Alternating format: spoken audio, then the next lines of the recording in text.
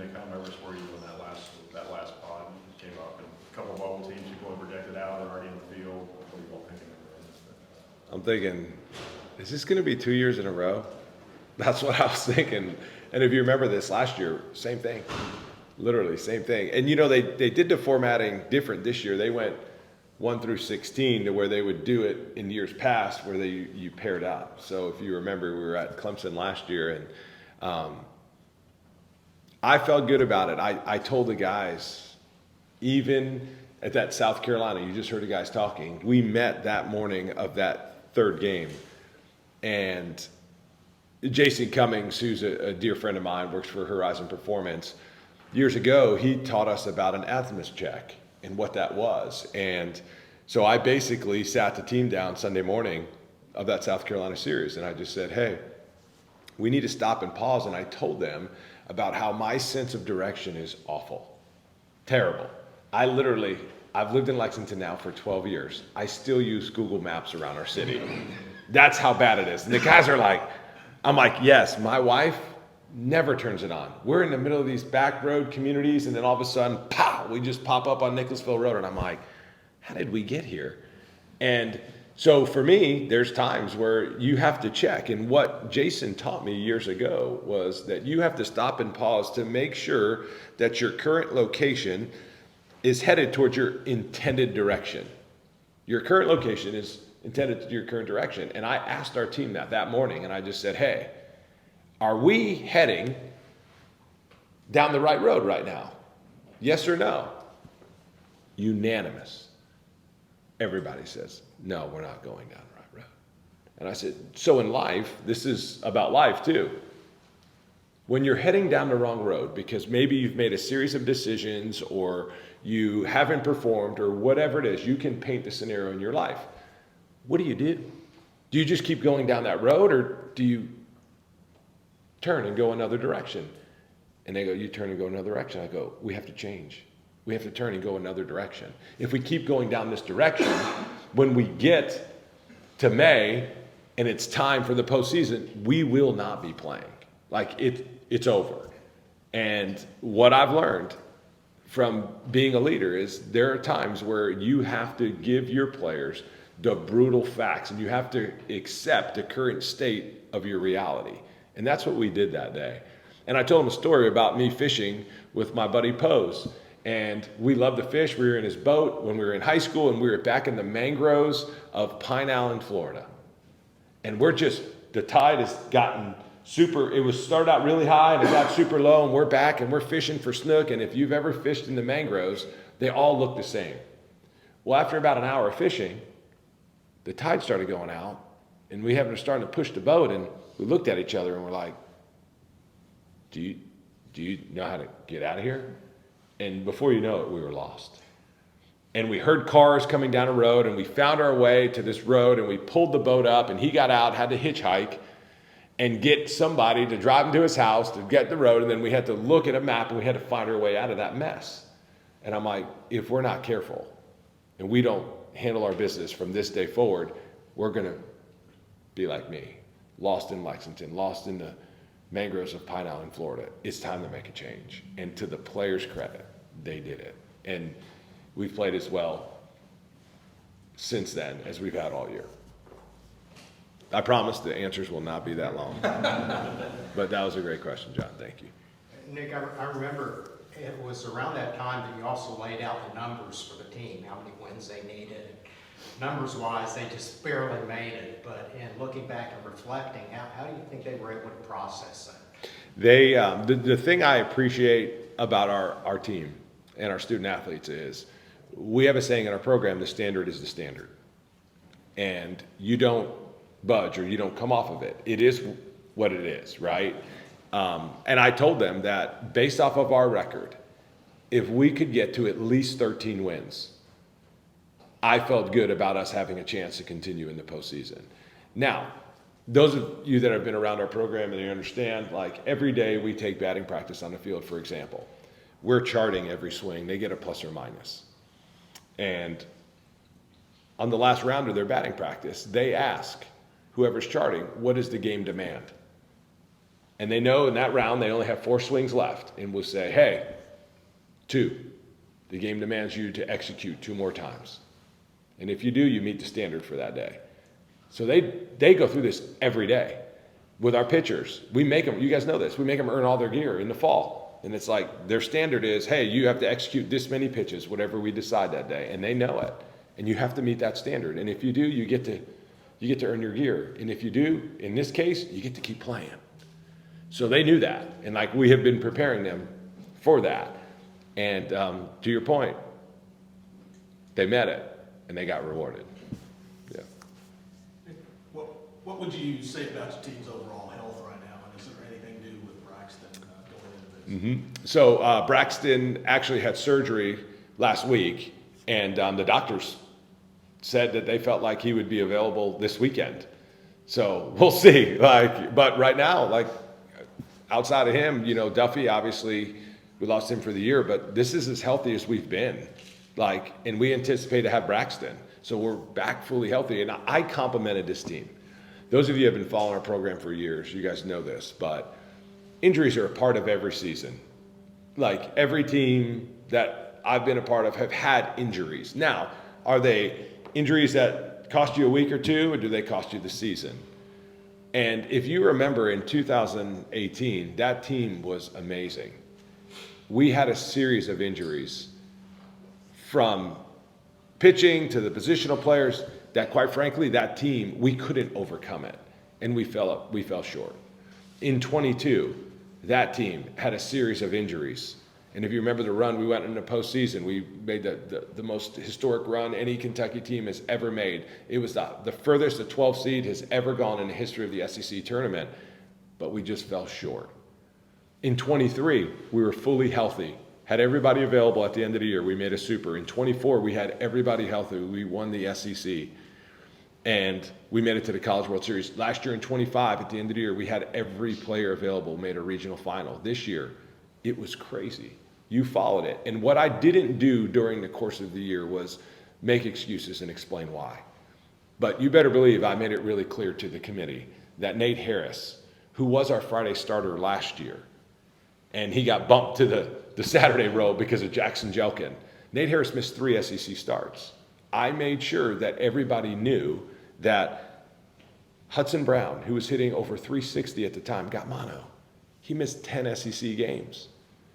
Owen Jenkins, our starting catcher, had a ball fouled off his hand. He missed 10 SEC games.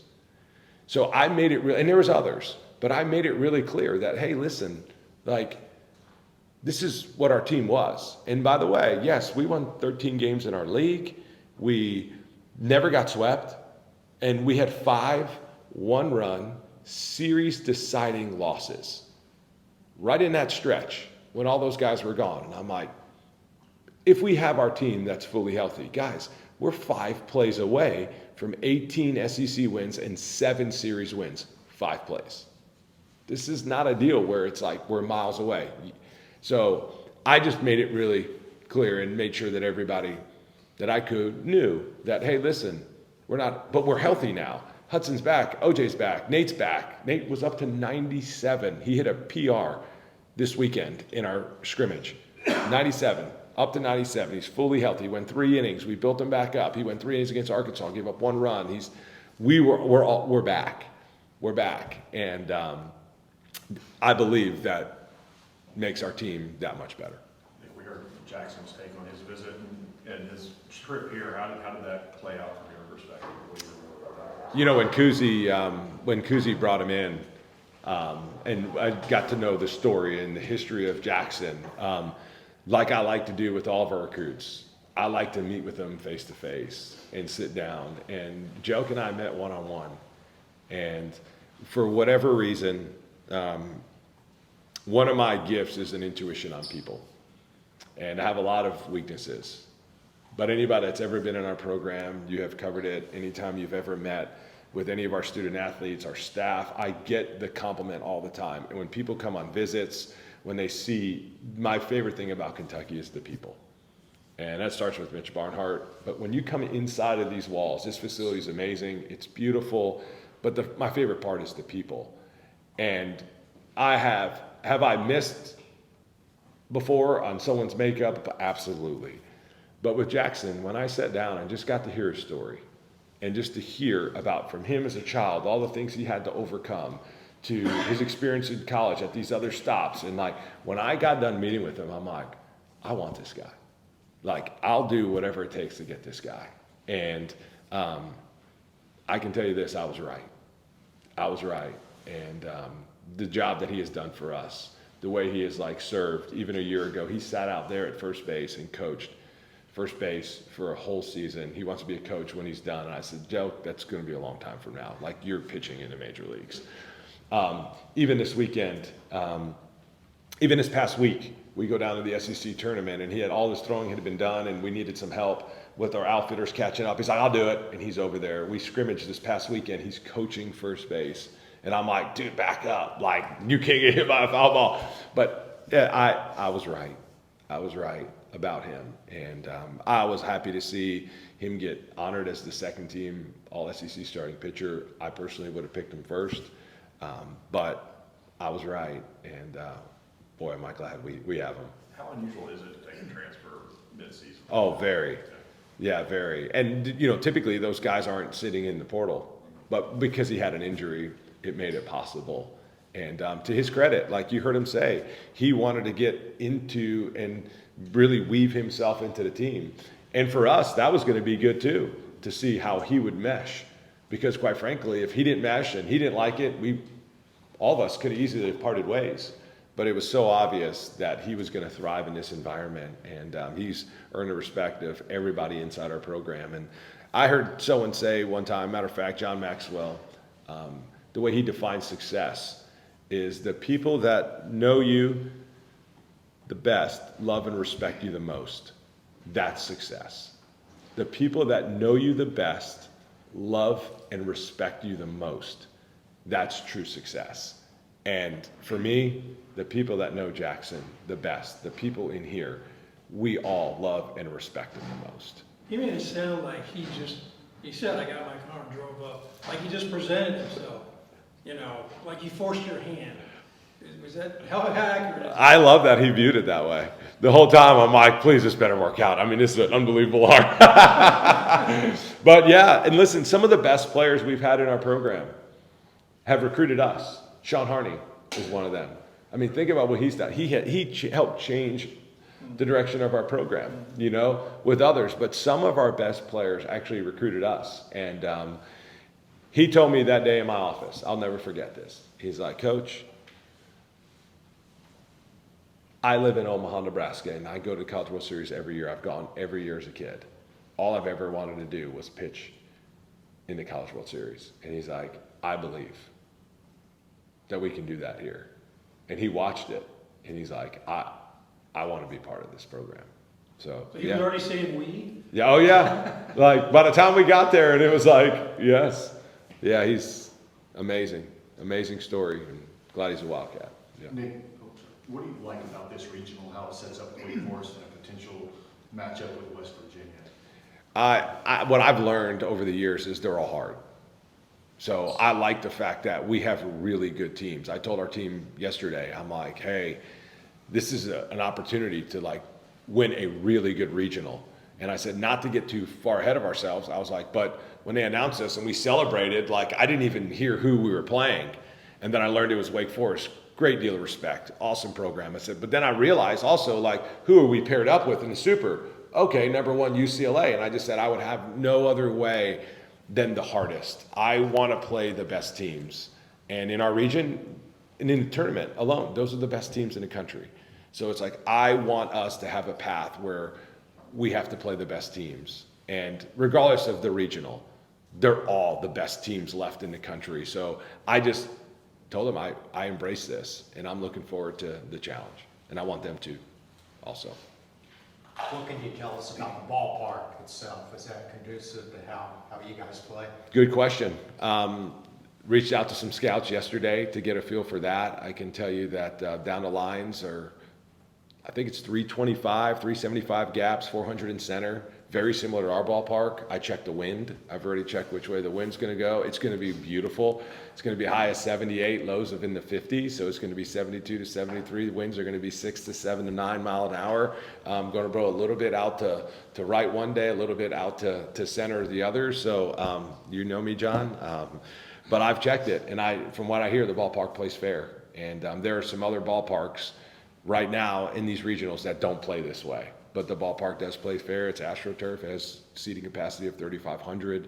There's going to be a little tight on parking. They've got a plan for moving the buses. West Virginia logo right in the shallow center field with their state edged out in it. So Will any of those, I hope that answered your question, John. That was like will any of those very detailed specs help you determine your pitching rotation? No. We'll dive into that as we learn about all the teams and things like that. But I believe the ballpark will play fair. Teams change from year to year, but you have some history with West Virginia.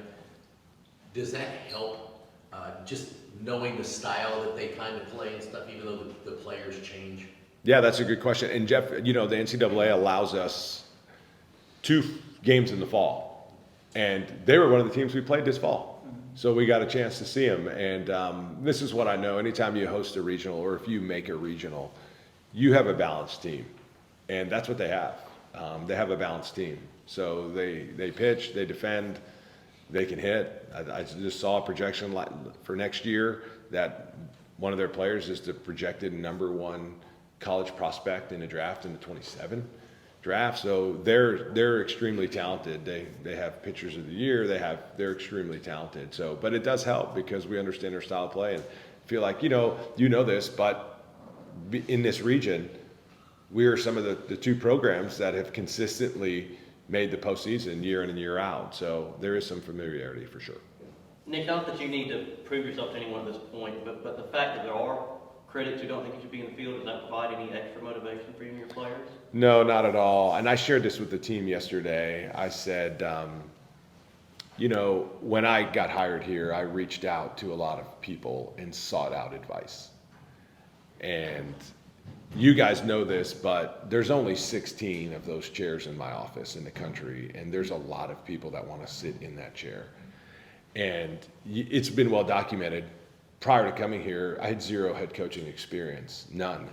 Like I was never a T-ball, a little league head coach, never a summer ball, a travel. Mitch Barnhart literally hired a guy with 0 head coaching experience. And that first year's team was able to do something that no one's ever been able to do and make a super regional. And as a result, I was named the SEC National Coach of the Year, which is next to impossible. That's by the grace of God, and you have really good players.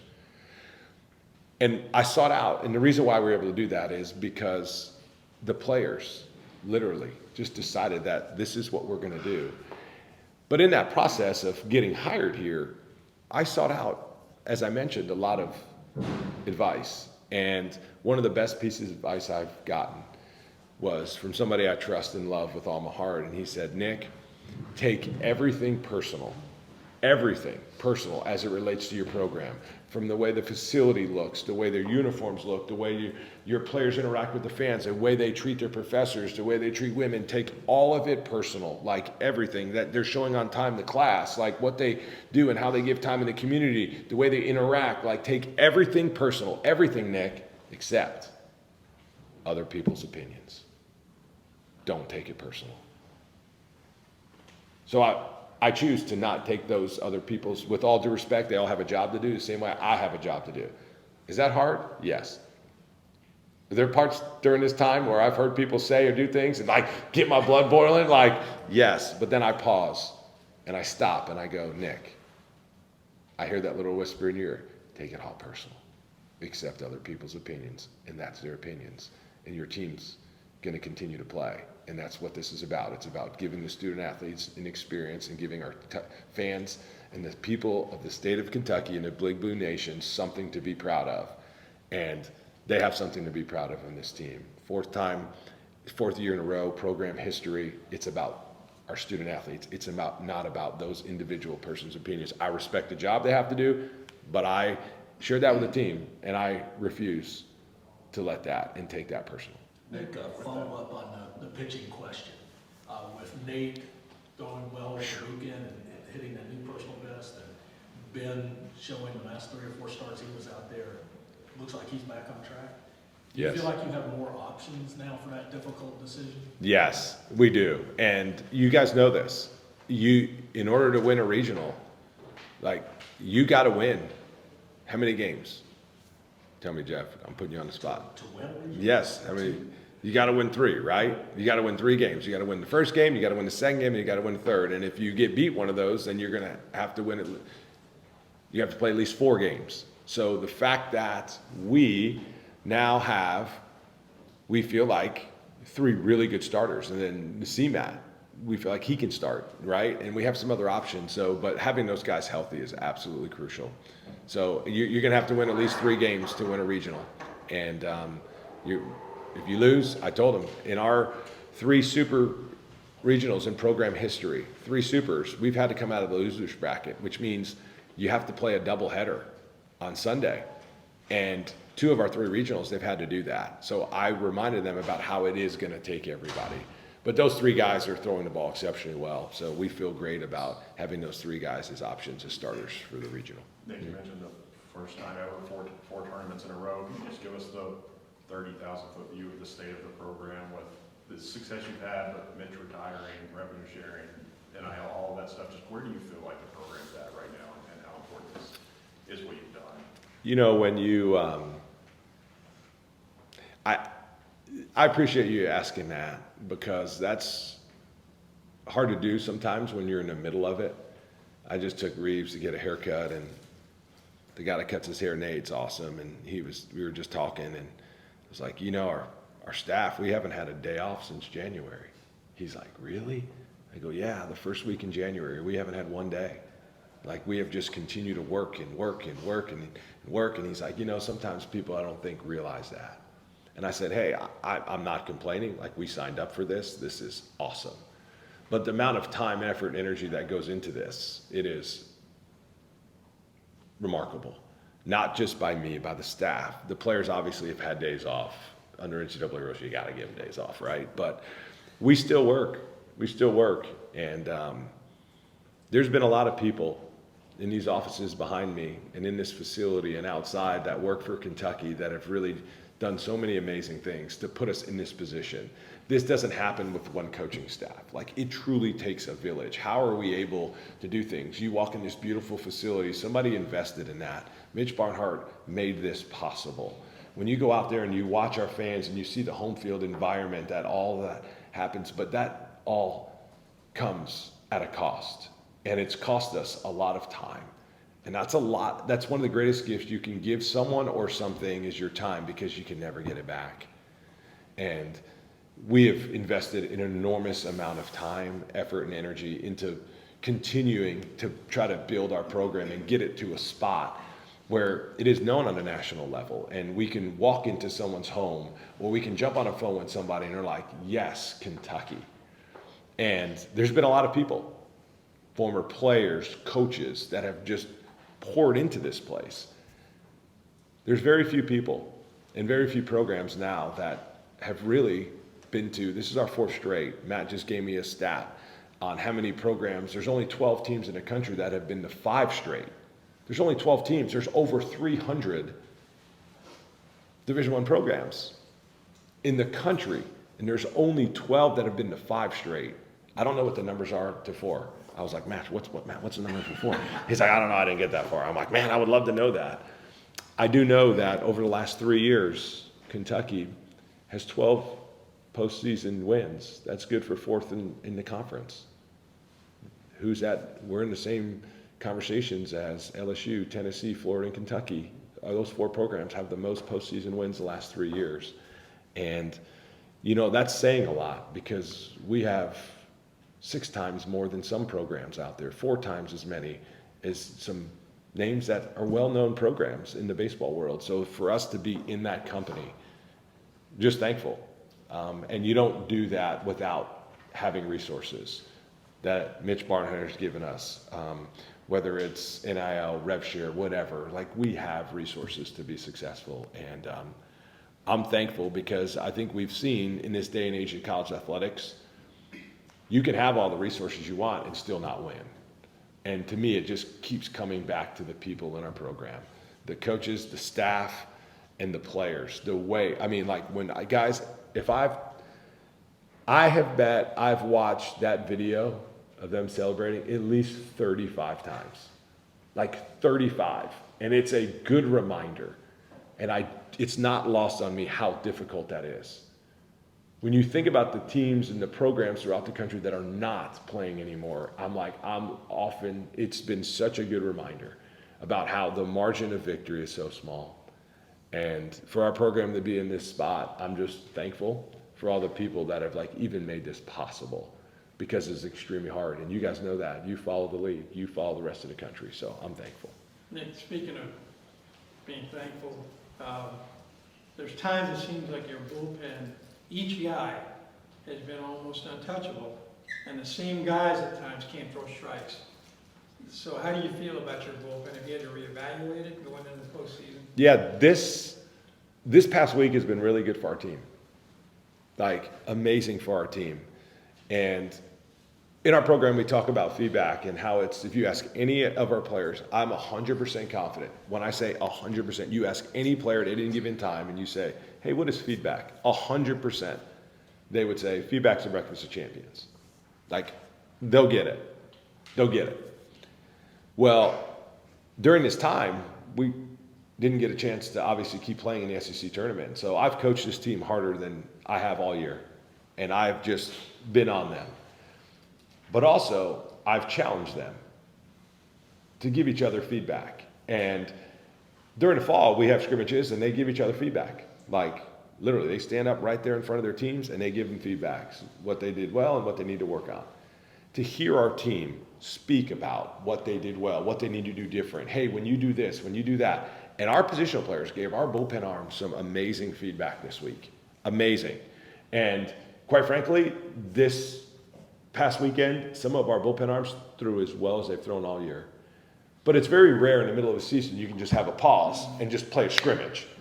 Because usually you're getting thrown out there in the line of competition. And some of our bullpen arms threw as well. And some of them, I think we had 3 different guys hit PRs in velocity for the whole season. They were able to take a deep breath. They were able to just focus on pitching and doing what it takes and not have to worry about distractions. 2 days ago, our quote of the day, we do a quote every day, it was starve distractions, feed your focus. Starve distractions, feed your focus. So we've been able to have them just focus on throwing the pitch that is called and it's intended, and they've done awesome. So if we can get our guys to throw, how some of them have, to your point, in their better outings, if we can get them to throw like they did this weekend, it'll be really good for us. Yeah. Nick, when you look at this resume that was good enough to get in the NCAA tournament, obviously you knew what you're getting into in the SEC, and you're always very complimentary of the teams you play. But at what point this season, whether playing them or after, did you kind of realize that St. John's and the Citadel could also provide those NCAA tournament resume boosts for you? You bring up a great point, and coming into this season, we had over a 3-year period, we had the average of the 8th best RPI in the country. So over the last 3 years, we ranked 8th. When you took our 23, our 24, and our 25 RPI, and we had the 8th best in the country. Again, unbelievable accomplishment. You're talking about the 8th best, over 300 teams in the league, in the country. With that said, in order to do that, you have to have an extremely difficult schedule. You have to challenge tough, and you have to play really good teams. So every year, if you look at our schedule, UNC Greensboro, at the time we hired them, they were expected to finish the top 2 or 3 in their league, and they still had a nice year. Evansville, they were in a super 2 years ago. Remember, they were in a super regional. We hired we set up a super regional team. And then we added the Citadel somewhat late, and just watching what they had done the year before and the trajectory of their program, it was yes, this is a no-brainer. Wow. And after playing them, we thought they're going to win their conference. We thought they'd win the regular season. That's how good they were. And so none of us were surprised when they won their tournament. And then St. John's, you look at our games, they played us close, It reminded me a lot of how Indiana State in 23, we just had three close games, you know? And so I'm like, man, they're going to have a chance to win. Like, they're good. So, and then as the season goes on, you know, it's just like, hey, did they just play good when they played us? Or it's like, you know, because a lot of times it's when you catch a team. So going through after the non-conference, we're like, hey, I feel good about this. Like, I feel good about how well these teams are going to play. And I'm thankful it played out well because, you know, in our schedule, you guys know this, but we went 7-0. We played 3 conference champions, the Citadel, the SoCon tournament champions, St. John's, the Big East regular season and tournament champion, and then Miami of Ohio was the MAC champion. So we had 3 in our non-conference alone, 3 conference tournament champions or regular season champions, and we went 7-0 against them. So that, there's no doubt in my mind that certainly helped. Last week at this time, a lot of people thought the season was over. Now you get new life. How dangerous is your team? They're ready to play. Like, I will say that. And this week of preparation, I'm telling you, we've had an amazing week of preparation.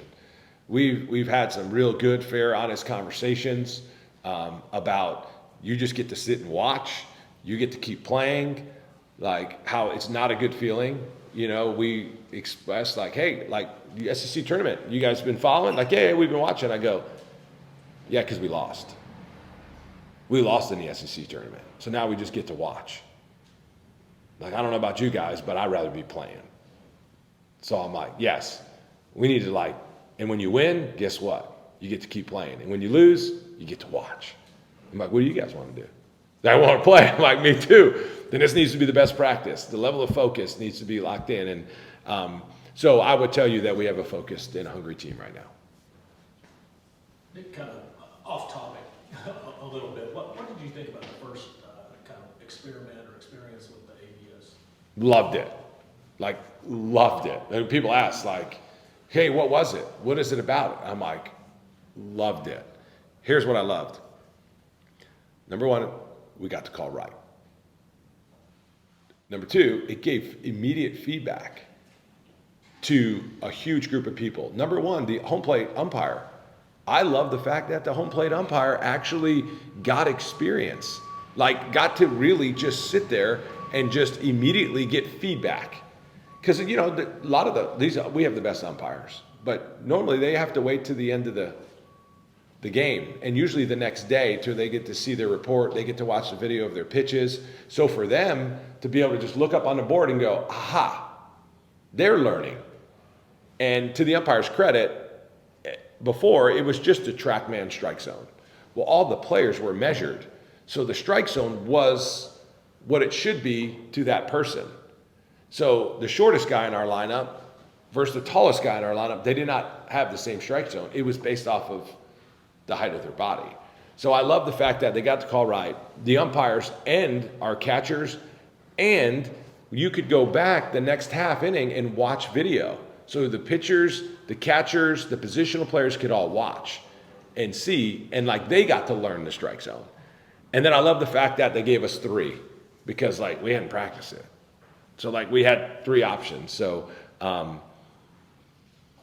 yeah, I thought it was a great thing. And I'm just thankful that we are part of a conference, and Matt Boyer in our league office, the amount of time, effort, and energy that went into that, to pull that off was pretty amazing. And I just love the fact that we're on the forefront of all the changing rules and all the things that go into what we're doing now with our video replay. And it's amazing. So I'm happy that we're a part of a conference that can do that. 1 or 2 more if anybody's got one. On that same line, I mean, obviously you have to have a good memory to be a high-level college athlete, but for your hitters, how beneficial was that to be able to see the video right after while those pictures are still fresh in their mind, say, hey, this is what you saw, this is where it was, and they can kind of compare and keep going from there. Yes, and you have to value the communication. So the guys were able to, you could just see the pitch. Like you didn't get the video of the guy's delivery or anything. You just kind of saw what you on video replay, where you can just like see where the pitch was. So that helped them to where they can communicate and like learn. And our guys do a great job of that, but that was only another thing that could help them. That's good. Thank you guys. Go Cats. Appreciate all your support.